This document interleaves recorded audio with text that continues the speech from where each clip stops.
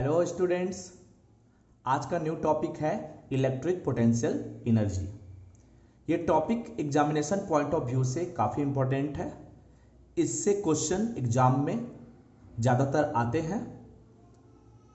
अगर आप इस वीडियो को पहली बार देख रहे हैं तो आप सबसे पहले इलेक्ट्रिक पोटेंशियल वाले लेक्चर वीडियो को देख लें, तभी ये टॉपिक समझ में आएगा।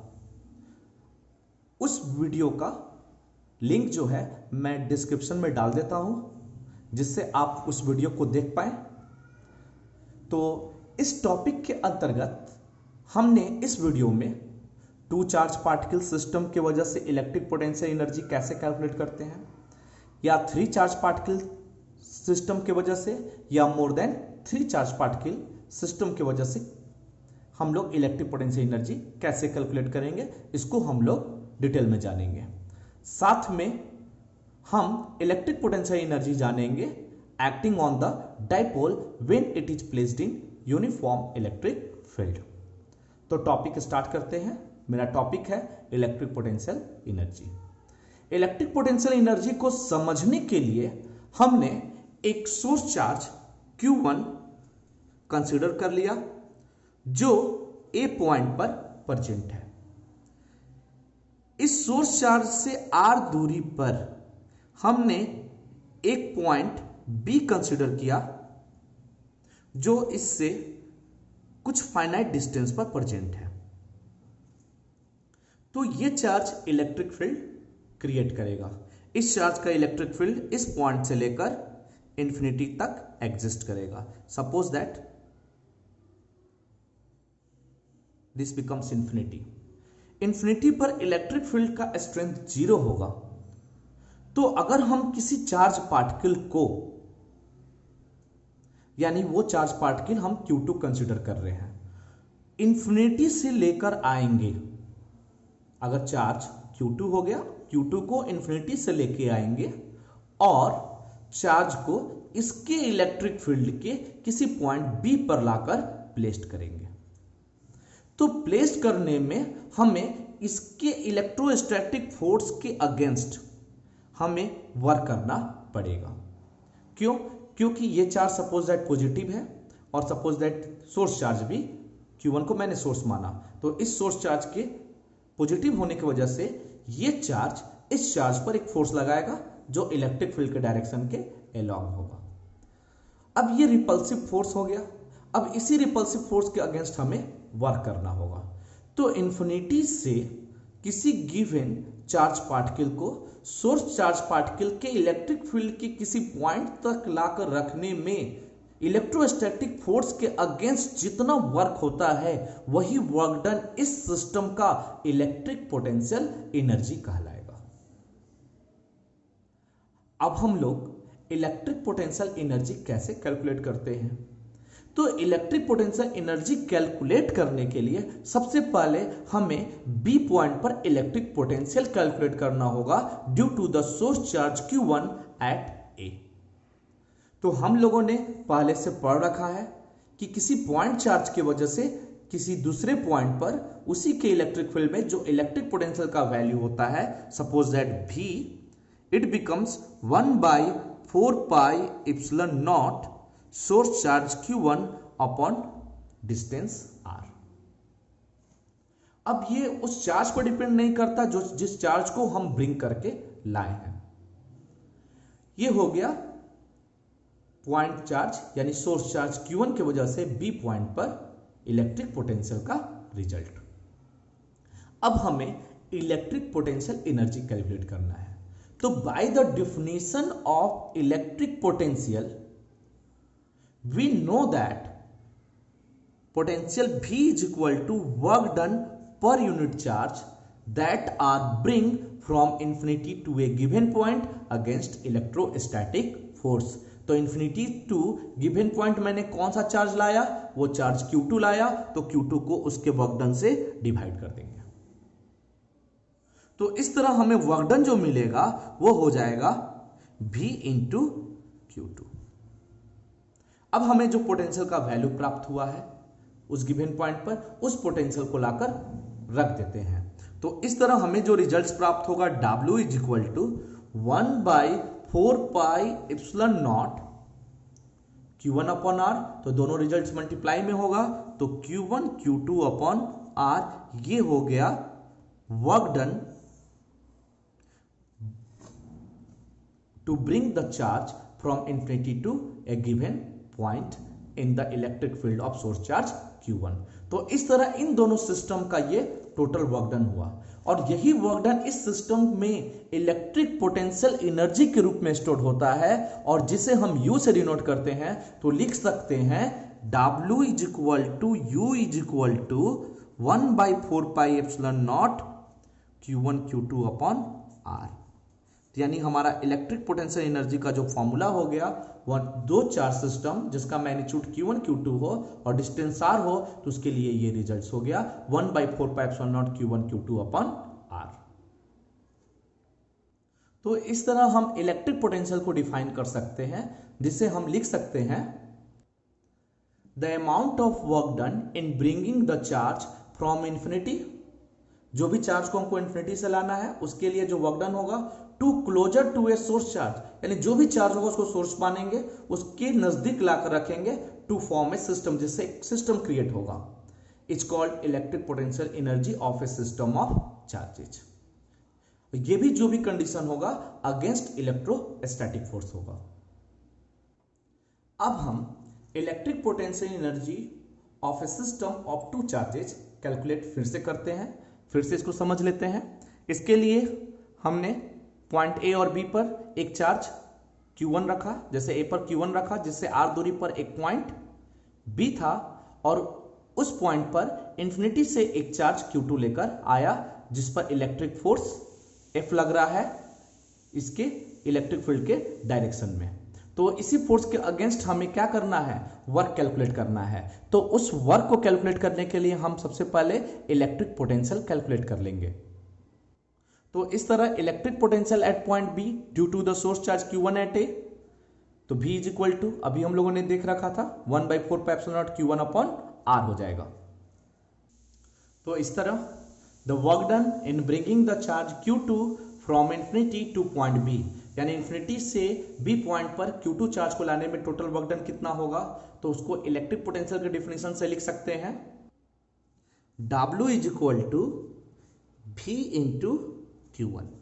V का वैल्यू आ चुका है 1/4πε0 Q1 upon R, Q2 upon R into Q1। तो इसको हम अरेंज करके लिख सकते हैं W is equal to 1/4πε0 Q1 Q2 upon R। ये हमारा वर्क डन हुआ for the system of two charges while bringing a charge Q2 from infinity to point B in the electric field of charge Q1 at A। अब यही work done electric potential energy के रूप में stored होगा for the system of that charges. तो ये electric potential energy के रूप में स्टोर्ड हुआ। सो इलेक्ट्रिक पोटेंशियल एनर्जी को हम लोग U से डिनोट करेंगे, जिसका वैल्यू हो जाएगा 1/4πε0 Q1 Q2 अपॉन R। इसको हम लोग मेजर करेंगे जूल में, जब चार्ज का यूनिट कूलम हो और दूरी मीटर में दिया हो तब। एक रिजल्ट और भी ध्यान में रखेंगे कि यदि चार्ज हमने ब्रिंग जो किया था वो Q2 पॉजिटिव हो और सोर्स चार्ज निगेटिव हो, तो उसके लिए जो प्रॉपर साइन होगा चार्ज का वो इस रिजल्ट में आएगा। तो अगर सोर्स चार्ज निगेटिव होगा तो इसके लिए जो पोटेंशियल एनर्जी होगा -1/4πε0 Q1 Q2 अपॉन R हो जाएगा। यानी प्रॉपर साइन को हम लोग इस पोटेंशियल एनर्जी वाले रिलेशन में यूज जरूर करेंगे। एक बात और ध्यान में रखना होगा, यदि U का वैल्यू पॉजिटिव होता है तो उसके लिए हम कह सकते हैं कि इलेक्ट्रिक पोटेंशियल एनर्जी का जो वैल्यू है वो इंक्रीज कर रहा है। तो U का वैल्यू पॉजिटिव तब होगा जब Q1 Q2 दोनों सेम नेचर में होगा, और जब दोनों सेम नेचर में होंगे तो वैसी स्थिति में ये जो वर्क डन होगा वो इलेक्ट्रोस्टैटिक फोर्स ऑफ रिपल्सन के अगेंस्ट होगा।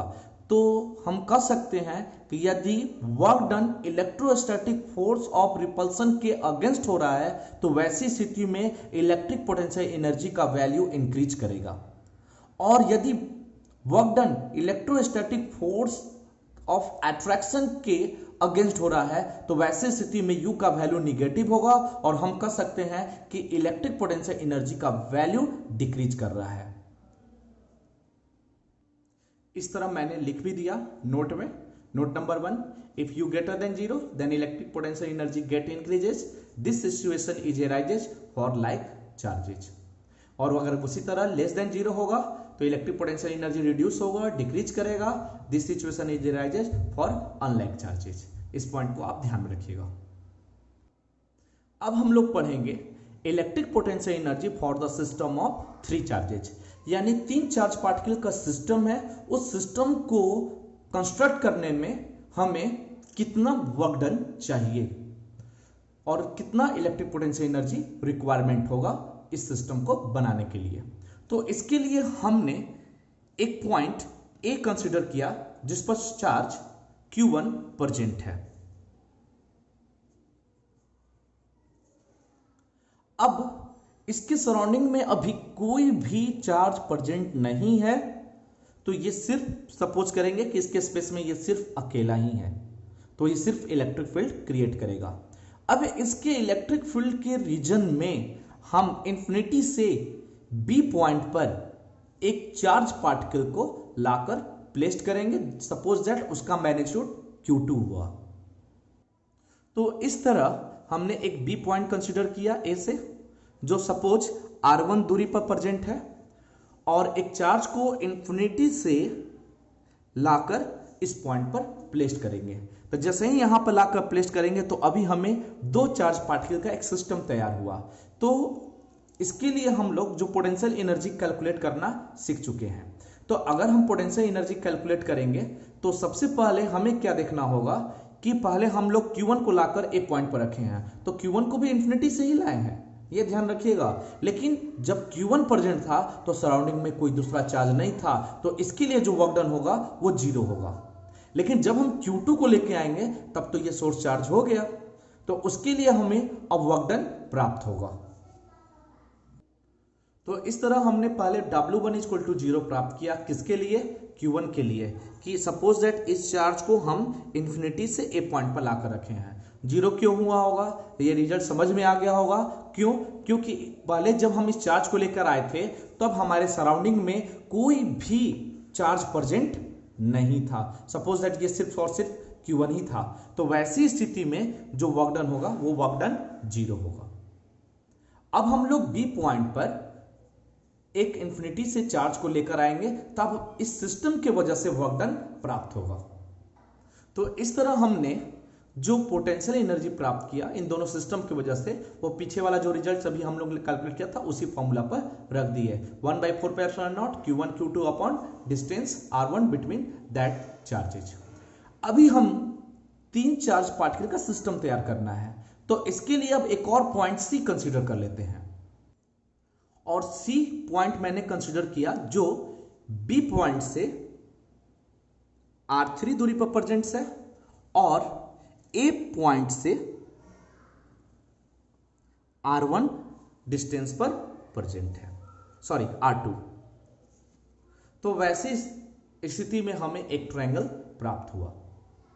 अगर ये इक्विलैटरल ट्रायंगल बनता तो तीनों का रिजल्ट इक्वल होता। Suppose that R1 = R2 = R3। वो जैसा न्यूमेरिकल कहेगा उसके सिचुएशन पे हम लोग काम करेंगे, वैल्यू प्लेस करेंगे।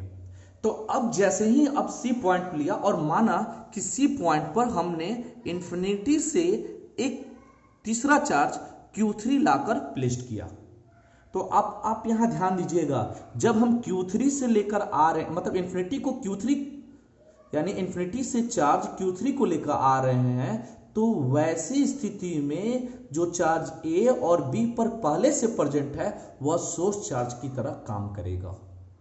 तो अब हमें यहां पर पोटेंशियल निकालना है। हमें पोटेंशियल एनर्जी निकालना है। तो सबसे पहले ए और बी के वजह से पहले यहां पोटेंशियल निकाल लें और उस पोटेंशियल को इस चार्ज से मल्टीप्लाई करेंगे तो पॉइंट सी पर हमें पोटेंशियल एनर्जी प्राप्त हो जाएगा। वो सिर्फ पॉइंट सी का होगा और हमें पूरे सिस्टम का निकालना होगा। तो जो भी पोटेंशियल एनर्जी इसके लिए आया, इस पॉइंट के लिए, जो पोटेंशियल एनर्जी बी के लिए आया और जो पोटेंशियल एनर्जी अभी हम लोग जो कैलकुलेट करेंगे सी पर आएगा, तीनों को ऐड कर देंगे तो इस सिस्टम का इलेक्ट्रिक पोटेंशियल एनर्जी कहलाएगा। तो इस तरह work done for bringing the charge Q3 from infinity to C, we can write W3 is equal to U3 is equal to V यानी potential at point C into charge Q3। अब जो Q3 पर जो potential होगा वो इन दोनों charge की वजह से होगा। तो सपोज दैट इसके वजह से जो पोटेंशियल होगा V1 और सपोज दैट इसके वजह से जो पोटेंशियल हो गया V2, तो वो रिजल्ट हो गया V1 plus V2 into Q3। हमने V1 प्लस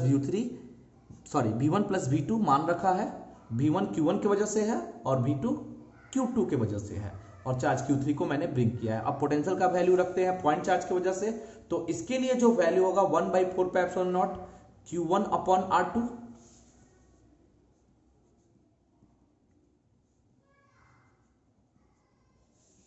इसके लिए जो होगा 1/4πε0 Q1 अपॉन R1, सॉरी इसके लिए निकालेंगे, ये इसके लिए तो कैलकुलेट कर लिया, हमें सी पर निकालना है ना, तो इसके लिए इस पॉइंट पर हमें जरूरत नहीं है, तो इसके लिए निकालेंगे तो 1/4πε0 Q2 अपॉन R3 होगा।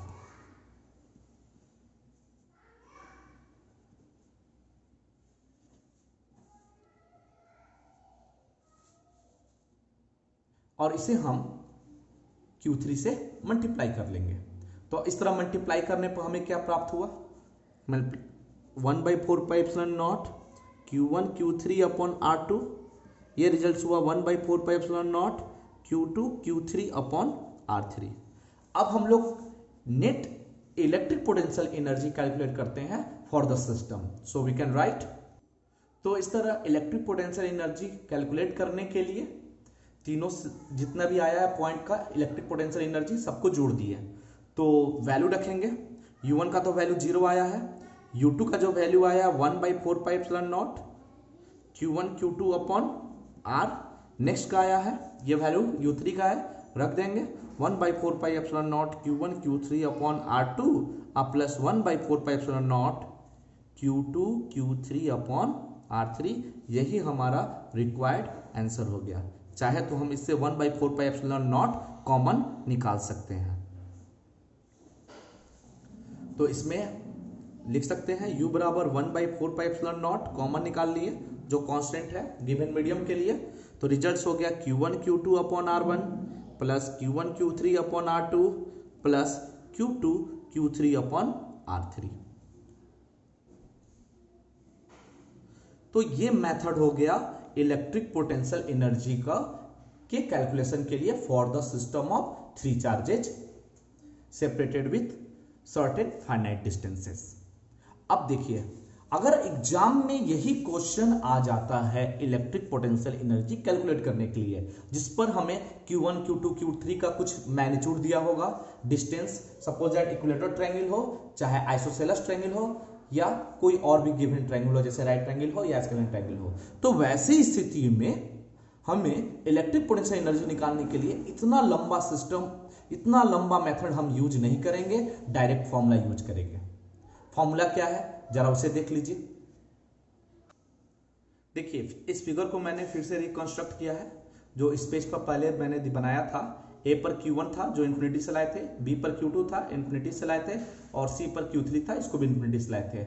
और इनके बीच की जो दूरी है, पहले वाला R1R, दूसरे वाले ए और सी के बीच में R2 और बी और सी के बीच में R3 था। अब देखिए इसको कैसे फॉर्मूला पर यूज करेंगे। तो पोटेंशियल एनर्जी यूज करने के लिए सिंपल से देखिए 1/4πε0, पहले इसका ले लीजिए Q1 Q2 अपॉन इसका डिस्टेंस, देखिए Q1 Q2 अपॉन इसका डिस्टेंस। नेक्स्ट के लिए क्या लिख सकते हैं, तो Q1 Q3 अपॉन इन दोनों के बीच का डिस्टेंस, देखिए Q1 Q2 अपॉन Q मतलब R2 हो गया। उसी तरह BC का निकालेंगे तो Q2 Q3, देखिए Q2 इंटू Q3, तो Q2 into Q3 upon R3। तो यानी कि हमें इतना मेथड नहीं करना है, सिंपली से दोनों के चार्ज का प्रोडक्ट लेंगे, डिस्टेंस को डिवाइड करेंगे, चार्ज का प्रोडक्ट डिस्टेंस को डिवाइड, चार्ज का प्रोडक्ट डिस्टेंस को डिवाइड, और बाकी जो है सब में 1/4πε0 गिवन मीडियम के लिए कांस्टेंट होगा, वो बाहर ही रहेगा।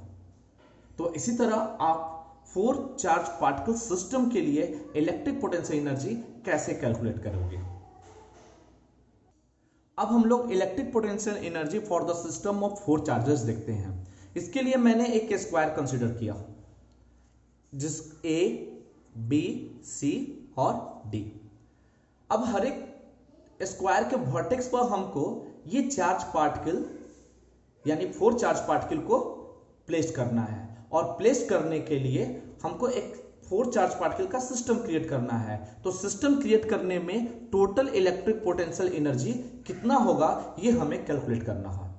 क्वेश्चन यही दिया हुआ है कि what is the electric potential energy required to construct the system of 4 charges of magnitude Q1, Q2, Q3 and Q4 are placed at the vertex of a square of side small r। तो वैसी स्थिति में हम क्या करेंगे, पीछे वाला ही concept use करेंगे। अब हम शुरू से लंबा कॉन्सेप्ट नहीं यूज करेंगे कि A पर चार्ज को इन्फिनिटी से लाया, फिर B पर लाया, C पर और D पर लाकर टोटल पोटेंशियल एनर्जी कैलकुलेट करेंगे। इसमें टाइम बहुत ज्यादा लगेगा और कैलकुलेशन भी ज्यादा होगा। तो इससे बचने के लिए हम क्या करते हैं, जितनी भी लाइन ज्वाइनिंग है पहले उसका पोटेंशियल एनर्जी कैलकुलेट कर लेंगे और सारे को जोड़ देंगे। तो अभी हम यहां देख रहे हैं कि 4 चार्जेज हैं और चारों चार्जेज वर्टेक्स पर प्रेजेंट है और सारे वर्टेक्स का लाइन ज्वाइनिंग दिया हुआ है, लेकिन इसके साथ डायगोनल भी लाइन ज्वाइनिंग के रूप में होगा, यानी इन दोनों चार्जेस का भी लाइन ज्वाइनिंग होगा, Q2, Q4 और Q1, Q3। अब इस तरह हमें 6 लाइन ज्वाइनिंग हो गया, तो 6 पोटेंशियल एनर्जी निकलेगा। किसके किसके बीच का, तो पहले हम लोग निकालते हैं A और B के बीच का। तो मान लीजिए पोटेंशियल एनर्जी U1 था। फिर निकालेंगे B और C के बीच का, मान लीजिए पोटेंशियल एनर्जी U2 था। फिर C और D के बीच का निकालेंगे, पोटेंशियल एनर्जी U3 था। फिर A और D के बीच में निकालेंगे, पोटेंशियल एनर्जी U4 होगा। फिर डायगोनल AC के बीच में निकालेंगे, suppose that potential energy U5 हुआ, और डायगोनल BD के अलॉन्ग जो है पोटेंशियल एनर्जी वो हो गया सपोज U6। तो इस तरह हमें 6 पोटेंशियल एनर्जी निकलेगा। तो हर एक रिजल्ट्स में 1/4πε0 जो कांस्टेंट वैल्यू है फॉर द गिवन मीडियम वो कांस्टेंट रहेगा, कॉमन रहेगा, उसको हम बाहर ले लेंगे। तो इस तरह हम 1/4πε0 बाहर ले लिए। तो अब देखिए क्या बचा, U1 के लिए यानी A और B के बीच का है, तो Q1 Q2 upon R। U2 के लिए देखिए Q2 Q3 अपॉन R।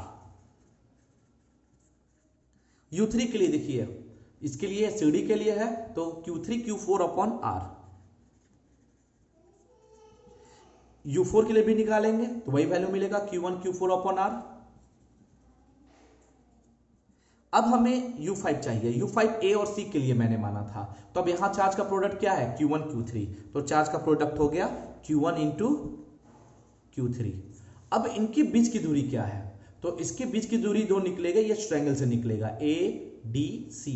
तो ADC ट्रायंगल में हाइपोटेनस कितना होगा, तो square root R² plus R², it means that √2R², √2R²।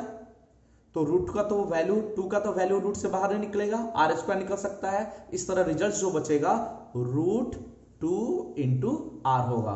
उसी तरह BD का भी वैल्यू √2 इंटू R होगा। तो यहां डिस्टेंस √2R, और नेक्स्ट डायगोनल जो है वो हमारा Q2 और Q4 है, तो उसको लिख सकते हैं Q2 Q4 अपॉन √2R। तो यही हमारा रिजल्ट हो गया, net electric potential energy for the system of 4 charges present at the vertex of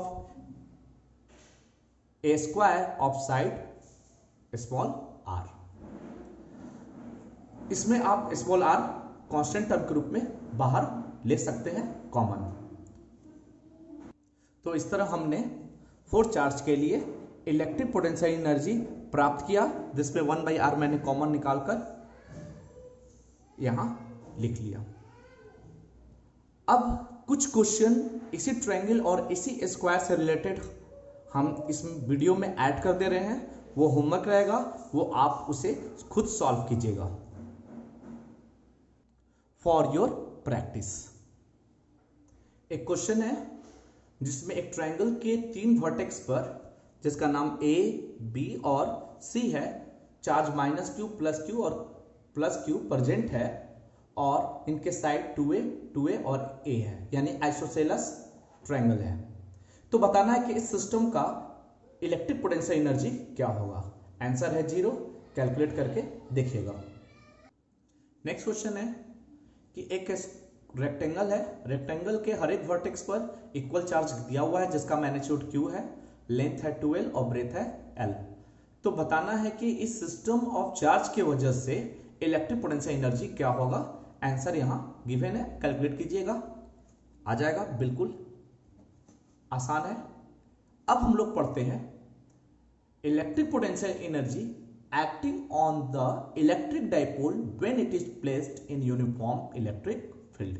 ये भी टॉपिक काफी इंपॉर्टेंट है। तो टॉपिक है electric potential energy in rotating an electric dipole in uniform electric field. इसके लिए मैंने एक यूनिफॉर्म इलेक्ट्रिक फील्ड रीजन माना, जिसमें electric field left to right दर्शाया गया है और ये 3 लाइन से दिखाया गया है जो इक्वल सेपरेशन है, जिसके वजह से ये यूनिफॉर्म इलेक्ट्रिक फील्ड को दर्शाता है। इस इलेक्ट्रिक फील्ड में मैंने एक डाइपोल को प्लेस्ड किया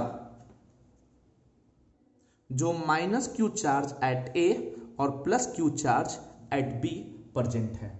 डाइपोल का डाइपोल लेंथ AB हो गया।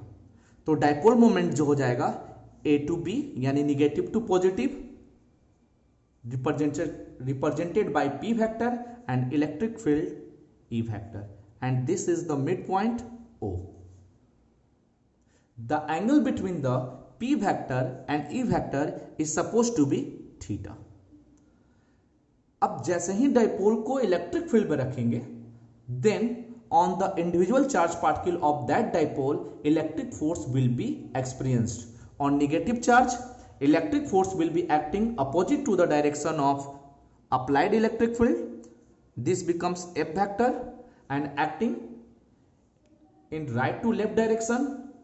And in the same way, when positive charge is placed in uniform electric field, then force is acting along the direction of electric field. That amount of force are equal in magnitude but opposite in direction.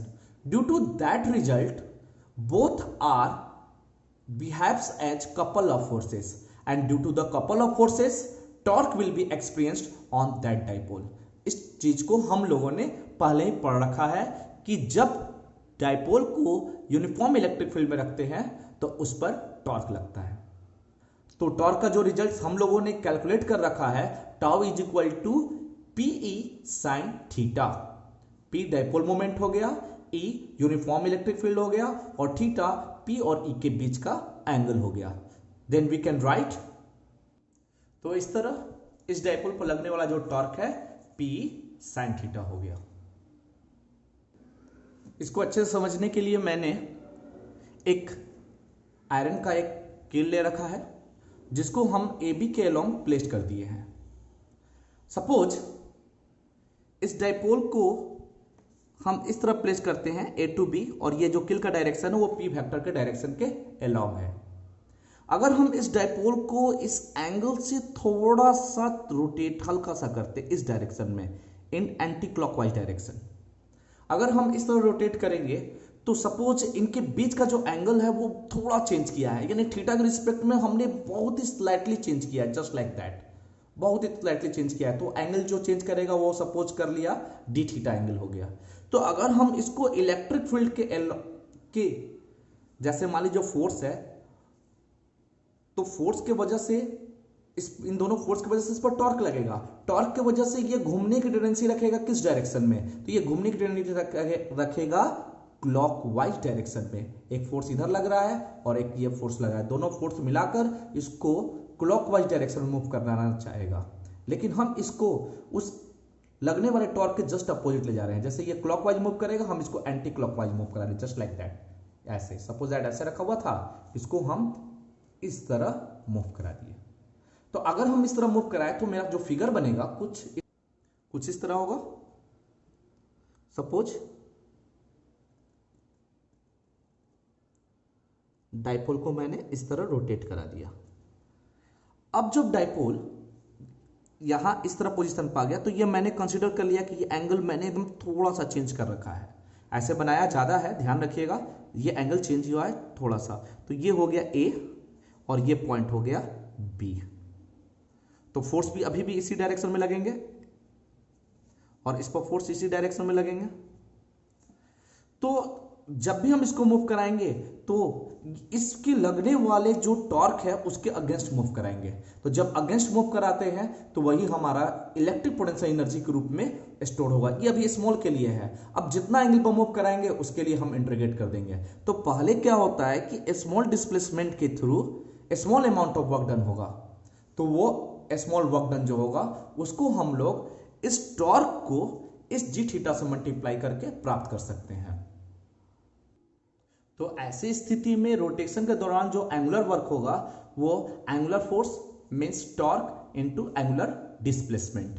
तो torque का result आया हुआ है P sine theta, तो result मिलेगा P sine theta into D theta. ये infinitely small displacement के through work done हुआ। अब हम टोटल वर्क डन निकालेंगे from initial angle. Suppose that किसी पोजीशन पर हुआ होगा तो इनिशियल एंगल थीटा 1 हुआ होगा और फाइनल एंगल थीटा 2। इसको देखते हैं फिगर से। पहले मान लिया कि डाइपोल जो था थीटा 1 एंगल पर था, ऐसे मान लीजिए यहां पर बी था और यहां पर ए था। तो डाइपोल के बीच का एंगल जो है सपोज दैट इलेक्ट्रिक फील्ड से थीटा 1 एंगल है। तो डाइपोल इस स्केल के डायरेक्शन में है जिसका एंगल थीटा 1 बन रहा है। अगर यही डाइपोल रोटेट करके कुछ ऐसे चला जाता है तो उस तरह हमारा एंगल अब कितना बन गया, सपोज दैट थीटा 2 हो गया। तो इनके बीच का एंगल थीटा 2 हो गया। तो जब थीटा 1 से थीटा 2 रोटेट किया तो वैसी स्थिति में टोटल डाइपोल यानी इलेक्ट्रिक पोटेंशियल एनर्जी क्या होगा वो प्राप्त करेंगे। तो इसका इनिशियल यानी कि लोअर लिमिट थीटा 1 होगा और अपर लिमिट थीटा 2 होगा। तो इस गिवन टर्म को जो अभी वर्क डन कैलकुलेट किए हैं डी डब्ल्यू बराबर P sine theta into D theta, इसको इंटीग्रेट करेंगे थीटा 1 से थीटा 2 तक। तो इस तरह इस टर्म का जो इंटीग्रेशन हुआ tau into D theta varies from theta 1 to theta 2, यही हमारा टोटल वर्क डन हो गया। अब यहां पर जो रिजल्ट्स है रख कर इंटीग्रेट करते हैं। तो यहां पर P और E डाइपोल के लिए कांस्टेंट है, डाइपोल के लिए P कांस्टेंट है और ये इलेक्ट्रिक फील्ड E भी गिवन है, वो भी कांस्टेंट हो गया। तो इस तरह हमारा इंटीग्रेशन साइन का होगा और साइन का इंटीग्रेशन माइनस कॉस थीटा होता है। तो कुछ रिजल्ट्स इस फॉर्म में आएगा PE sine minus cos theta theta 1 to theta 2, minus बाहर ले लेते हैं और अपर लिमिट और लोअर लिमिट को रख कर सब्सट्रैक्ट करेंगे तो रिजल्ट्स बचेगा cos theta 1 minus cos theta 2 minus cos theta 1। तो ये रिजल्ट्स हो गया वर्क डन के रूप में। अगर हम नेगेटिव साइन इन साइड ले जाएं तो हम प्राप्त कर सकते हैं P निगेटिव वाला पॉजिटिव कॉस थीटा 1 और पॉजिटिव वाला नेगेटिव कॉस थीटा 2। तो वर्क डन हमें ये प्राप्त हुआ और यही work done electric potential energy को रिप्रेजेंट्स करता है। अब हम मान लेते हैं थीटा 1 जो है वो 0 डिग्री है, थीटा 2 जो है वो थीटा है। मतलब ये हुआ कि जो डाइपोल है वह इलेक्ट्रिक फील्ड के डायरेक्शन में प्रेजेंट है।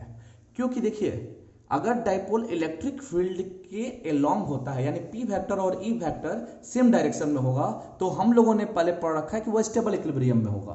तो स्टेबल इक्विलिब्रियम में होगा तो यही पोजीशन स्टेबल इक्विलिब्रियम में है। तो सपोज कर लेते हैं कि डाइपोल पहले इसी पोजीशन पे था तो थीटा कितना होगा 0 डिग्री। तो उस केस में हमने सबसे पहले जो थीटा 1 कंसीडर कर लिया वो 0 डिग्री कर लिया।